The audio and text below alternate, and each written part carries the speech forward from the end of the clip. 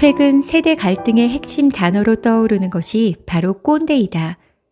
과거의 꼰대는 영감탱이 정도의 의미로 젊은 세대가 아버지나 선생님 등의 기성세대를 부르는 은어에 불과했다.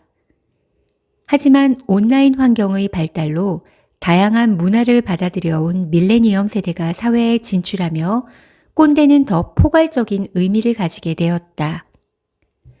정보의 벽이 무너짐에 따라 개방적인 태도를 가진 아랫세대는 비교적 경직된 사고를 지닌 윗세대를 이해하지 못했다.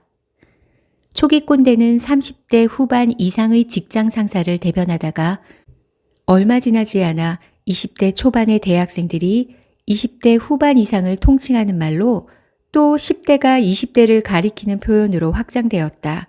즉 꼰대는 특정 세대를 지칭하기보다 갈등 상황에서 언제든 연장자에게 붙일 수 있는 표현이 되었다. 20대들은 꼰대와 어른을 어떻게 구분할까? SNS에 재미있는 답변을 발견했다. 꼰대, 라떼는 말이야. 어른, 라떼를 그냥 사주심. 꼰대, 없으면서 조댕이만 베푸는 사람. 어른, 돈 많고 잘 베푸는 사람. 꼰대, 자신의 경험을 토대로 한 가지 방법을 강요. 어른, 자신의 경험을 토대로 여러 가능성 중 한 가지를 제시. 꼰대를 설명하는 방식은 저마다 달랐지만 결국 꼰대를 규정하는 기준은 대화에 있었다.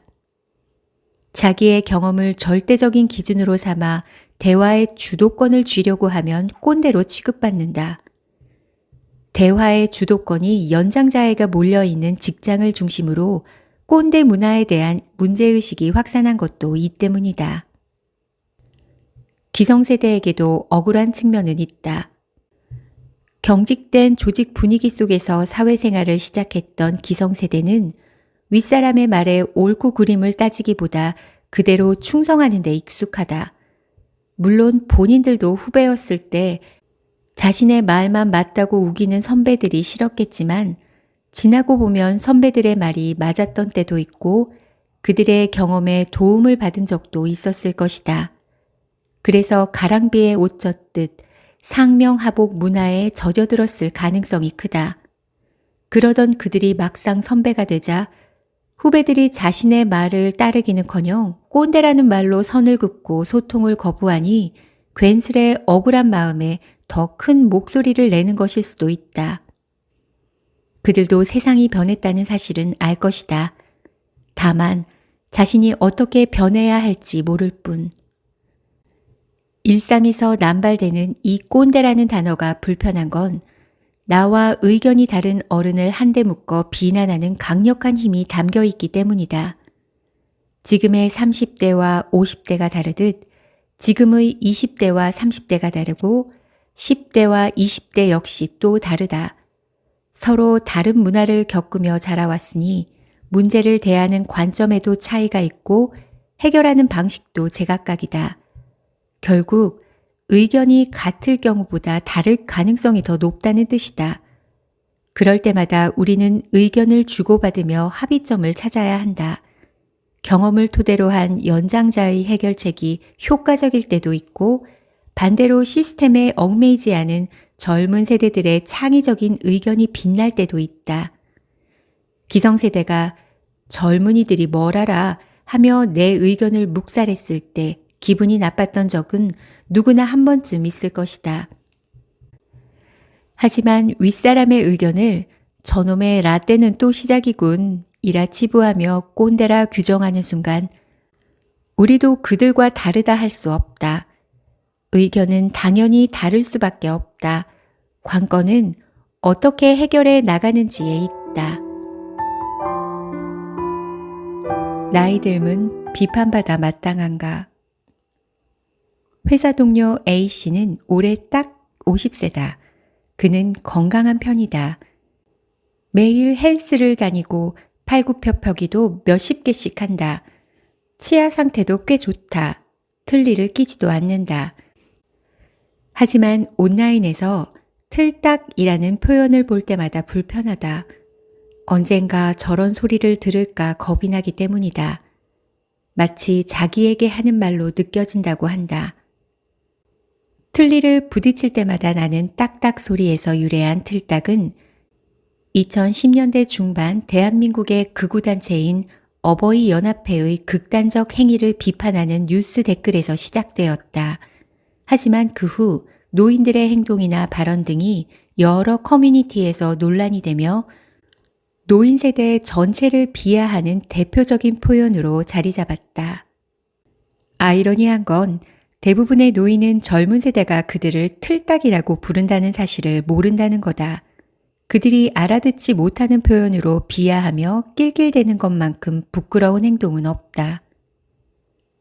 피해는 고스란히 틀딱의 의미를 알고 있는 사람의 몫이 된다. 틀딱이라고 폄하하는 말을 들을 때마다 불편해지는 건 노인보다는 조금 더 젊은 세대이며 이들은 비하의 대상인 노인들과 한 부류로 묶일까봐 두려워하기까지 한다. 이제 40대 초반인 직장 동료 B 역시 틀딱이란 표현이 불편하다고 한다. 어머니가 틀니를 끼세요. 그런데 틀니를 낀다는 사실을 부끄러워 하시더라고요. 결국 틀딱은 신체의 불편함을 놀리는 거잖아요. 우리의 가족 중에도 그들이 있다. 이 표현이 불편한 사람들은 이런 농담에 끼지 않는다. 농담이라 치부하고 웃어넘기는 세상은 오직 차별과 혐오에 익숙한 사람들만이 속한 작은 울타리 아닐 뿐이다. 지금은 노인뿐만 아니라 30대, 심지어 20대까지 틀딱이라 불리곤 한다.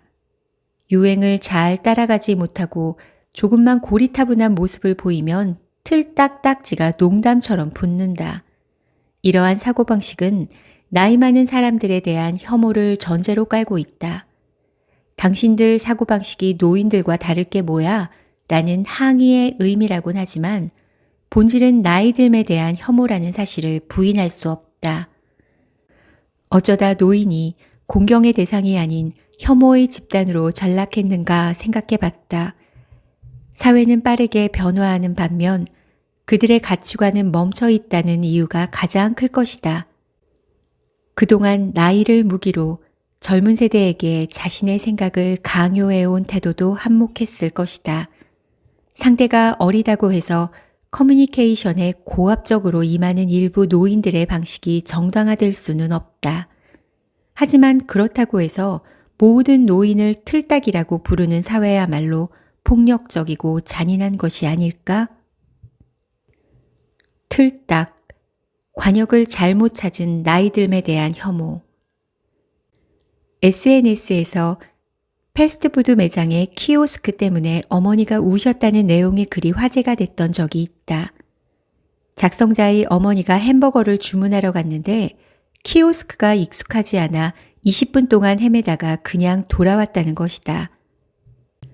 작성자의 어머니는 엄마 이제 끝났다며 눈물을 펑펑 쏟으셨다고 한다. 변화에 발맞추지 못하는 이들에게 우리 사회는 잔인할 정도로 차갑기만 하다. 세상과 단절된다는 공포는 노인들에게 벌써 가까이 와 있다. 한국 사회는 유례 없이 빠른 속도로 고령화가 진행되고 있다. 2025년에는 20%가 넘어 초고령 사회에 진입할 것이라고 전망된다. 이렇게 빠르게 노인 인구가 증가하는 시대에 우리는 그들과 대화해야 할까? 아니면 그들을 차단해야 할까?